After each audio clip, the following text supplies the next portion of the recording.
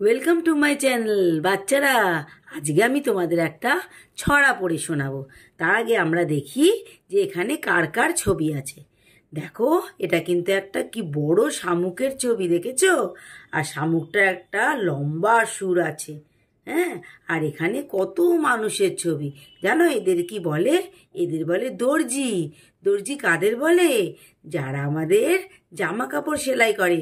তোমরা যে জামা কাপড় পরো সেগুলো যারা সেলাই করে তাদের বলে দর্জি। এনারা হলেন দর্জি। আর তোমরা কাউন্টিং জানো তো?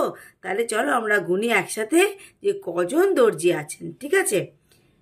1 2 3 4 5 6 7 8 9 1 0 10। এখানে 10 জন দর্জি আছে। আচ্ছা, এবার ছড়াটার নাম পড়ি। ছড়াটার নাম হলো 10 জন দর্জি। লিখেছেন জ্যোতিভূষণ চাকি।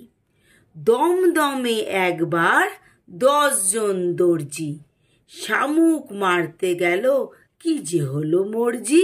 শামুকটা ভয় যেই সুরটাকে নাড়ালো, তার চেয়ে বেশি ভয়ে দর্জিরা পালালো।